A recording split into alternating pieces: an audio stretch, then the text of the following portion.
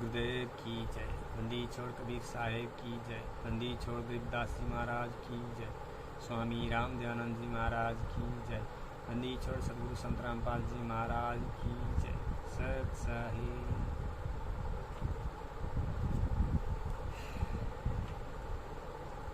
और भाइयों, ज्ञान अमृत षड्यंत्र का भी इस पुस्तक में सभी केसों का जजमेंट फाइल है। इनमें मैनेजमेंट के 51 पदाधिकारियों का नाम भी है। ये पुस्तक बिहार के शशिभूषण दास जी द्वारा लिखी हुई पुस्तक है। ज्ञान अमृत षड्यंत्र का भी इस पुस्तक एक संत रामपाल जी महाराज का तुच्छ शिष्य शशिभूषण दास के सारा परमात्मा ने दिखाई हुई पुस्तक है। एडवोकेट सीनियर एडवोकेट शशिभूषण दास द्वारा लिखी हुई पुस्तक है। सत Sahib charitable and human welfare trust, register number 132/2021, गली नंबर 1, गौरक्षणी, सासाराम जिला, रोहतास, बिहार, पिन कोड ऐसे। और भाइयों, ये प्रमाण है, सत्य है। आप लोग पढ़ें और गुरु जी के केसों के बारे में जानकारी रखें। और भाई 109 नंबर पेज, 2014 की बरोला घटना का होने का वास्तविक कारण। अब मैं अपने प्रसंग पर आता हूँ। मेरा प्रसंग है कि दिनांक 8 अगस्त 2014 को हाई कोर्ट चंडीगढ़ ने गुरु जी के पुलिस होने निकाला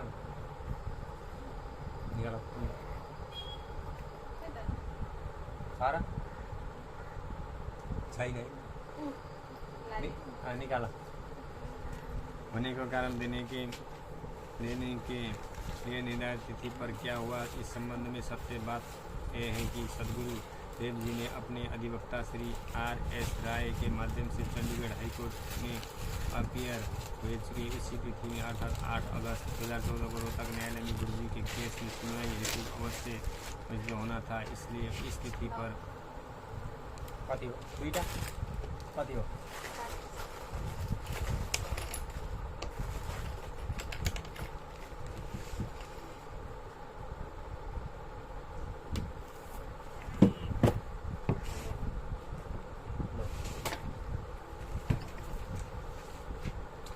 रोहतक न्यायालय में चले गए थे।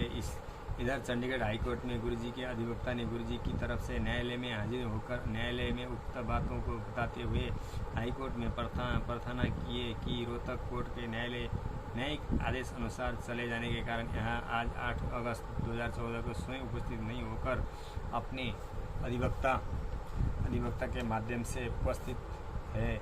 न्यायालय जब कभी उनके उपस्थिति का अपेक्षा करेगा, आगे के दिनों में सदगुरु देव अवश्य उपस्थित होंगे। साथ ही न्यायालय से सदगुरु देव जी से जवाब देने हेतु भी एक समय देने के लिए अर्चना की गई, जिस पर चंडीगढ़ हाईकोर्ट ने गुरु जी को प्रार्थना सुनकर लिखित जवाब देने हेतु अगली तिथि 27 अगस्त 2014 को निर्धारित कर दी।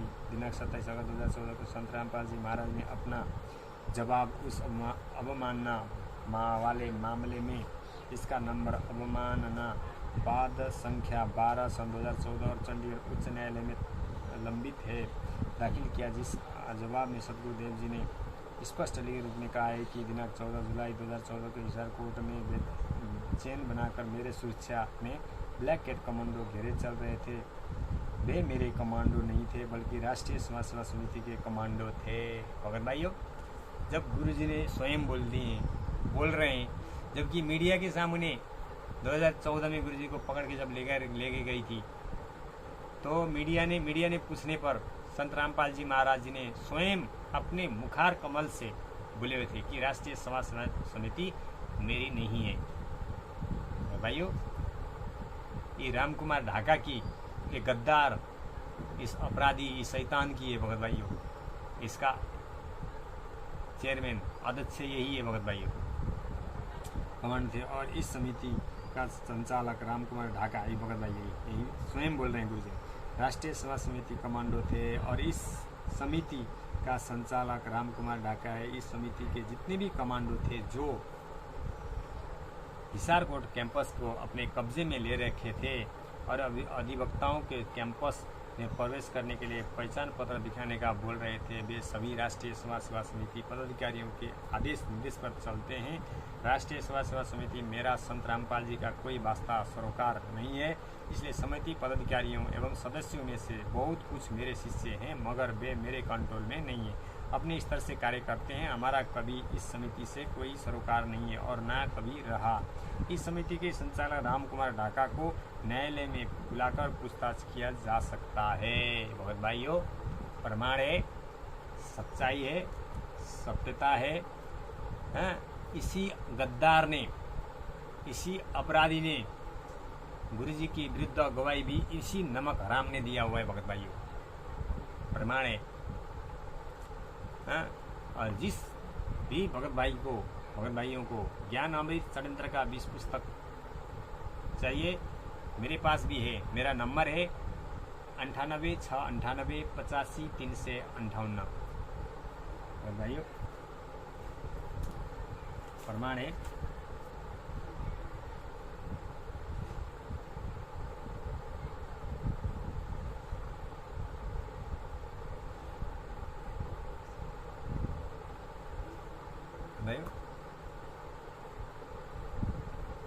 तो भगत भाइयों, PDF फाइल, ज्ञान अमृत षड्यंत्र का 20 पुस्तक सभी प्राप्त कर सकते हैं। भक्ति का सौदागर संदेश नेपाल में किसी भी भगत भाई को चाहिए तो कांटेक्ट कर सकते हैं। 9869885358। भगत भाइयों, 9869858358। भगत भाई, हम सरेआम बोल रहे हैं। आज एक भगत भाई मेरे को ये बोल रहा था, नाम उसका क्या ढकाल है, नहीं जानना मैं। वो बोल रहे थे कि ऐसे झूठ बोलता है, तेरे मैसेंजर, तेरे फेसबुक को ब्लॉक भी करूँगा और तेरे ऊपर पुलिस से पकड़ाऊँगा, ऐसा बोल रहा था। मैं बोले हम तैयार हैं, सरेआम बोल रहे हैं, सच्चाई बोल रहे हैं, हम तो तैयार हैं, हम तैयार हैं। अगर हम दोषी हैं तो हम स्वीकारते हैं, लेकिन बिना सबूत के किसी के दोष ठहराए भी तो नहीं जाता। हम प्रमाण रख के बोल रहे हैं, हमें मालूम है। लेकिन मैं उनको ये भी बोला, मैं तो स्वीकार करता हूँ, मैं अपनी गलती स्वीकार करता हूँ, भागेंगे नहीं। लेकिन अगर तुम झूठे साबित हुए तो ये तुम पर भी आएगी, तुम भी मानना पड़ेगा फिर। तो भगत भाइयों, इसलिए बिना सबूत के, बिना प्रमाण के, किसी गद्दारों के पीछे लग के ऐसा मत करिए। फर्जी पुस्तक का धंधा बनाना छोड़ दीजिए, बंद कर दीजिए। ये पकड़ा जाना है एक दिन। ये 5 महिला 1 बच्चे के हत्यारे, ये बचेंगे नहीं। ये अपराधी ही होता है। 5 महिला 1 बच्चे के हत्यारे, भक्तों का हत्या करके अपने गुरुजी के विरुद्ध गवाही देने वाले इन्हीं गद्दारें, राम कुमार ढाका, पुरुषोत्तम सैनी, ये गद्दार, ये नमक हराम कुरुक्षेत्र में फर्जी आश्रम खोल के बैठा हुआ है ये गद्दार। इसका बकायदा बोला हुआ सबूत है, प्रमाण है। 429, 430 में इन गद्दारों ने गवाही देकर अपने गुरुजी को ही फंसा दिया। ये गद्दार अपराधियों ने, हत्यारे ही सारा दुनिया में फर्जी आश्रम खोल के पैसा लूटने का काम कर रहे हैं, सोरे सारे भगतों का। इसलिए ज्ञान अमृत षड्यंत्र का 20 पुस्तक पढ़ें। अगर ये अपराधी सही होते तो गुरुजी ने लिखी हुई भक्ति का सौदागर पुस्तक कभी फेरबदल नहीं करते। प्रमाण को माने, सत साहिब जयबंदी छोड़ के। ये 110 पेज, सत साहिब।